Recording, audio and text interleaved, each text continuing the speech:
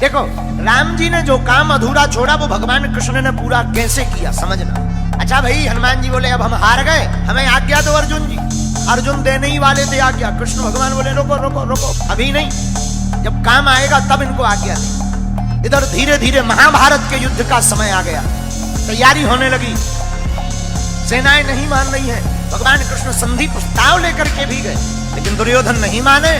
भगवान समझ गए अब युद्ध होगा, तो अर्जुन से कहा अर्जुन जी अब युद्ध के बिना काम नहीं चलना है, अब हनुमान जी को बुलाओ। वो जो वचन दिया था जो हम कहेंगे वो करेंगे, अब वचन निभवाओ।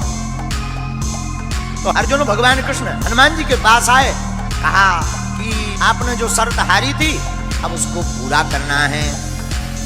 हनुमान जी बोले आज्ञा करो। अर्जुन जी बोले सरकार बताओ क्या मांगना है। भगवान कृष्ण बोले अर्जुन राम अवतार में हमारा युद्ध इनके बिना पूरा नहीं हुआ था, और कृष्ण अवतार में भी हमारा युद्ध इनके बिना पूर्ण नहीं होगा। अर्जुन जी बोले इनकी क्या जरूरत है, क्या हम कम हैं? भगवान बोले कम तो हम भी नहीं थे। भगवान कृष्ण बोले कम तो हम भी नहीं थे, फिर भी हमें इनकी जरूरत पड़ी। अगर ये ना होते तो वो युद्ध पूर्ण नहीं होता। अर्जुन जी बोले मतलब हे अर्जुन, अगर हनुमान जी ना होते समुद्र पार कौन करता? अगर हनुमान जी ना होते, अगर हनुमान जी सहाय नहीं होते तो युद्ध नहीं जीतते। और महाभारत में भी युद्ध है अर्जुन, बिना हनुमान जी के नहीं जीता जा पाएगा।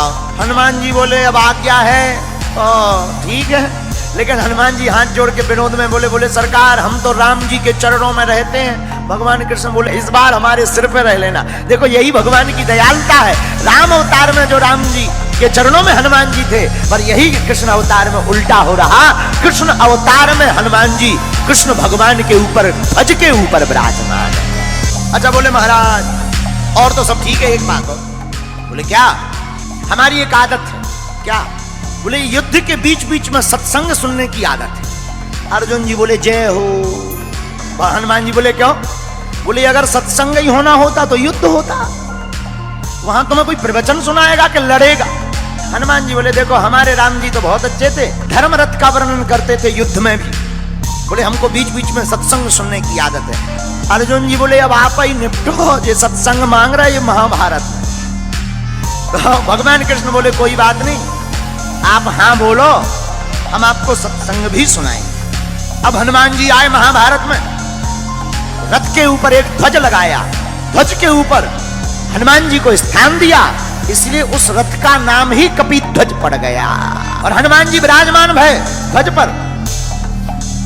भीष्म महाराज जब अर्जुन के सामने लड़ने के लिए आए, भीष्म पितामह ऐसे बलवान योद्धा जिनके सामने अच्छे अच्छे लोग कांपते थे, महाराज भीष्म पितामह युद्ध करने आए और बाण मारे तो अर्जुन का रथ थोड़ा पीछे हो गए, लेकिन जब अर्जुन बाण मारे तो पीछे दूर गिर जाए। अर्जुन जी हंसकर बोले भगवान कृष्ण से नीचे देखो, नीचे अपना इतना जा रहा, उनका के देखो कितना पीछे जा रहा, नीचे देखो नीचे। भगवान बोले ऊपर देखो किसके कारण कम जा रहा, ये देखो। और यही मानो हम लोगों को शिक्षा है कि हम लोग अगर भूपर हैं क्योंकि भगवान हमारे ऊपर है। मानो भगवान कृष्ण कहना चाहते हो कि कोई भी काम बढ़िया हो जाए तो ये मत देखना कि तुम्हारा पुरुषार्थ है, तुम्हारे जो ऊपर है खेल तो उनका होता है। अर्जुन जी मुस्कुराए, हनुमान जी भी मुस्कुराए, और भगवान ने गीता सुनाई तो अर्जुन को है। हमारा ऐसा मानना है तो अर्जुन के मोह का बहाना था, पर गीता तो हनुमान जी को सुनाना था। एक बात, अर्जुन जी ने अपने रथ की लगाम भगवान के हाथ में दे दी। ये ज्ञानवर्धक बात है।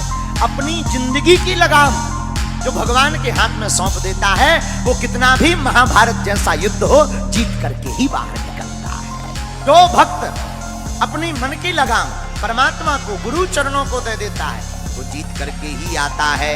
लेकिन जो लगाम खुद पकड़ लेता है वो हार जाता है। बोलो सीताराम।